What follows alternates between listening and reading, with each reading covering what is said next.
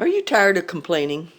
Have you ever really even sat and noticed when you were complaining? I have. I've been very aware of it so, at times, but it's got to be on purpose that I'm aware of my complaining.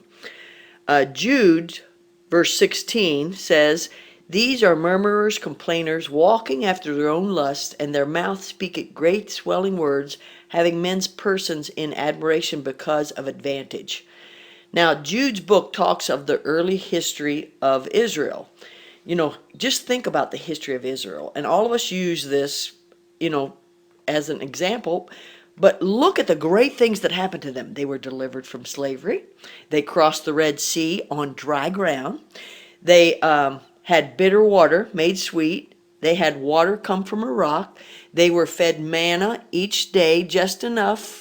And, they had a controlled diet, which helped them not gain weight like some of us. But anyway, they, they but they still complained. They had times of complaining, and we all know the stories that were from there, when fiery serpents came out, etc. All those things. So Jude says all this, and he says that's who they were. They were complainers. When they got into the promised land, 10 of the 12 spies murmured against God's will. And Numbers 14:37 says that those people died by the plague before the Lord because they were complainers. I don't think God in this day and age kills us because of our complaining, but I'm sure it grieves the Holy Spirit when we complain, ladies. Just think of all the things that you don't like in your life and how easy it is to complain.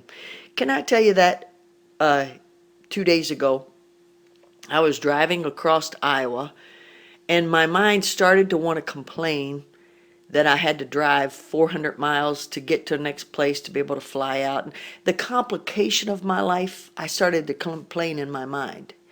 And all of a sudden, I had to say to myself, Loretta, how could you stop complaining in your mind about this? And you know what I did? I started thinking about, boy, isn't it great that I'm healthy enough that I can drive? Isn't it great that I have a car that's traveling and is stable enough that it's going to get me where I'm going to go? Isn't it great that I have someplace to go so I can get where I need to go to be able to fly out at the next place? Because I was going to stay in a prophet's chamber at the church, and I thought, isn't it nice? And when I turned around my complaining, it just gave me a whole new spirit. Psalm 81 tells about how God feels about their actions and murmuring, the children of Israel. Again, I am the Lord thy God, which brought thee out of the land of Egypt. Open thy mouth wide, and I will fill it. But my people would not hearken to my voice, and Israel would none of me. So I gave them up unto their own heart's lust, and they walked in their own counsels. That's 81:10-12. Isn't that sad? When Jude up there said that there were swelling words, in the Greek it means hyperokos, hyperogkos. You can tell I don't speak Greek, which conveys something like beyond weight or too heavy. Those who complain and murmur will use heavy words to achieve their ends.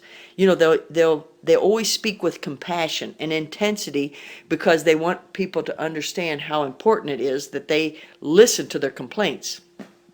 How about you practice what I did the other day and stop yourself from complaining? Find a way to look at some good in a very difficult, hard situation and stop your complaining. Let's rejoice at what God's doing in our life and lives, and let's be happy and stop that complaining. Rejoice in the Lord always, and again I say rejoice.